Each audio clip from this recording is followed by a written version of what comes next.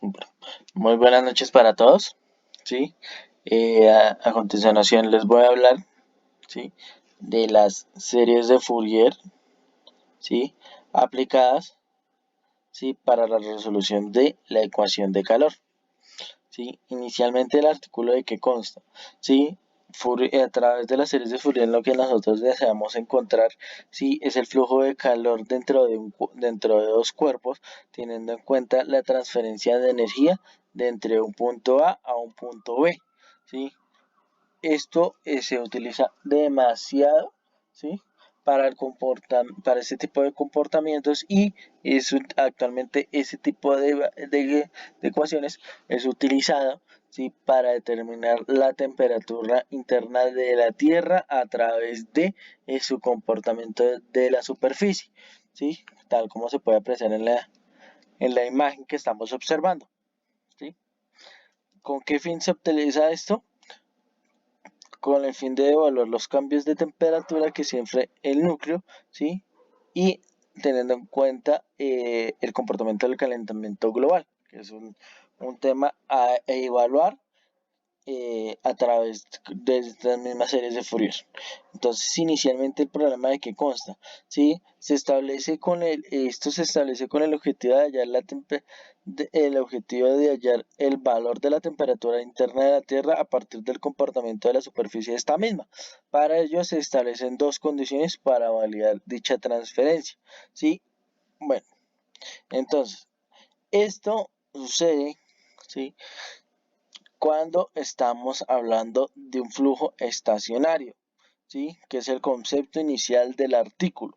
Cuando estamos hablando de un flujo estacionario, es decir, que mi temperatura puede llegar a ser una constante, ¿sí?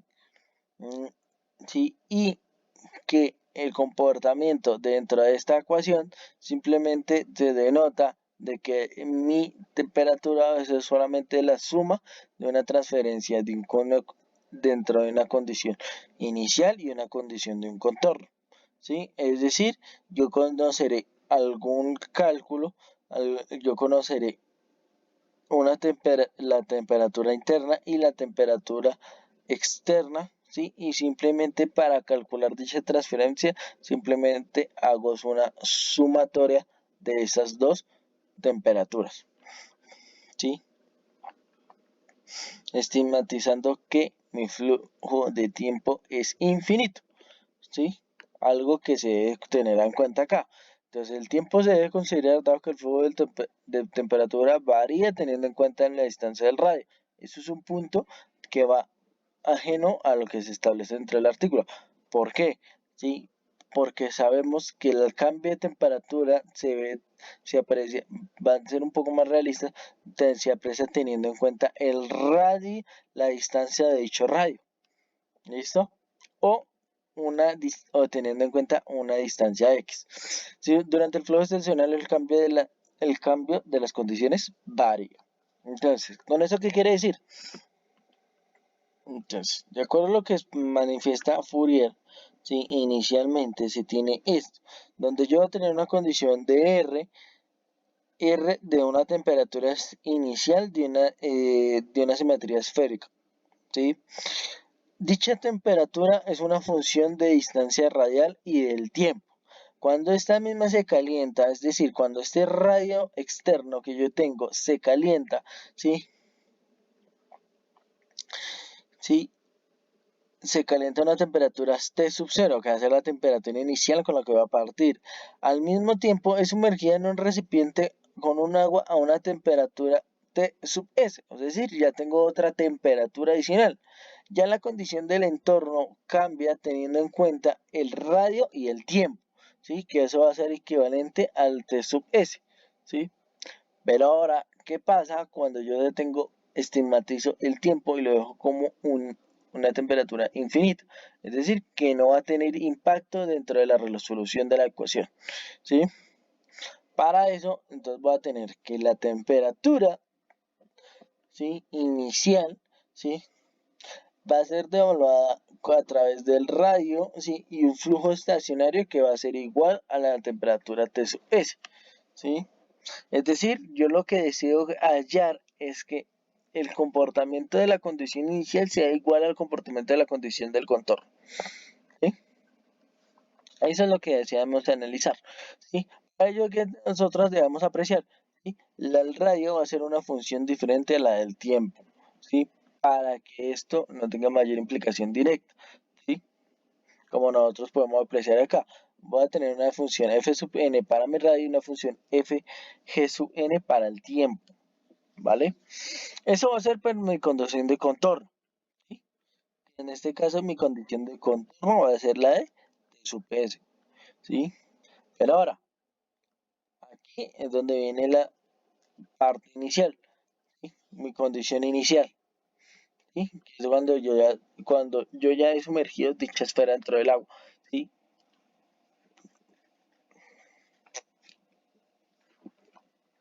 Entonces ya tengo el radio, pero si se dan de cuenta aquí el tiempo no lo tiene ninguna implicación, porque estoy tomando que el tiempo va a ser cero, cero. ¿Listo? Que es la condición inicial con la que yo estoy partiendo. Entonces con esto, ¿sí? ¿Qué estoy logrando yo? ¿Sí?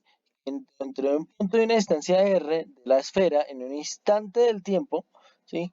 Se compone de la suma de la temperatura en el estado estacionario, ¿sí? Es decir, simplemente estaba apreciando, ¿sí? Que en ese punto mi temperatura no va a ser directamente pues una constante, simplemente va a ser la suma, ¿sí? De la temperatura inicial versus la temperatura final, ¿sí?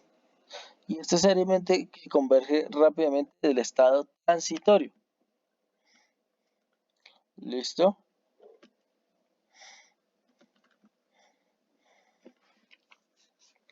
Esto es una aplicación del principio básico de las series de Fourier. Yo voy a tener dos comportamientos de dos condiciones. ¿Listo? Pero ahora, ¿qué pasa? ¿Qué pasa cuando yo decido apreciar directamente el valor del tiempo?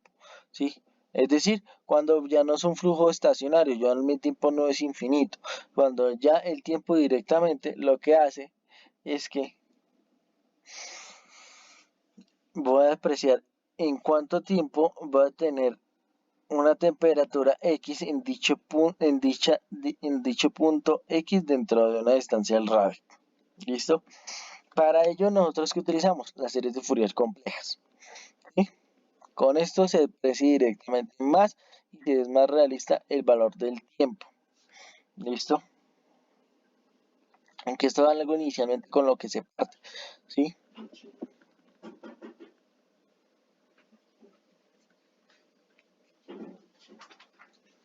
¿Listo?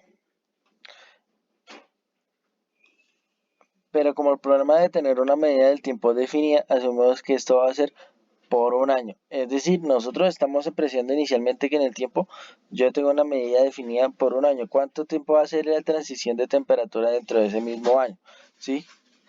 Que viene pues, siendo dado por una función senoidal. ¿Sí? Lo cual significa que la temperatura anual de media va a ser igual a F sub 0. En este caso, la función viene dada por una temperatura por el tiempo y una distancia X dentro de ese mismo radio. ¿Sí? Es decir, yo aquí ya parte inicialmente conozco el radio, pero dentro de ese radio, en un punto X, quiero saber específicamente cuál va a ser mi temperatura. ¿Sí?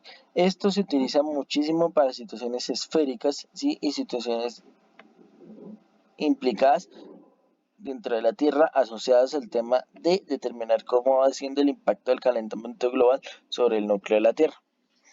¿Listo? Entonces, ¿qué se puede llegar a concluir con esto? Primero que todo, la mayoría de estos problemas surgidos a partir de la ecuación de calor, ¿sí? A partir de la ecuación de calor, se utilizan para determinar la temperatura de la Tierra teniendo en cuenta la transición del tiempo estacionario, tomando como temperatura inicial la de la superficie, ¿sí?